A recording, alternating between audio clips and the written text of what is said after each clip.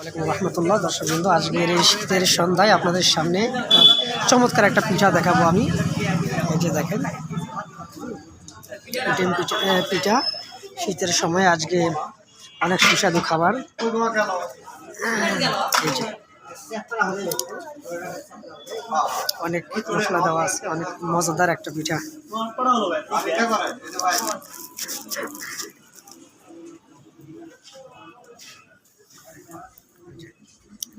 অনেক ইন্টারেস্টিং। ধনিয়া পাতা আছে,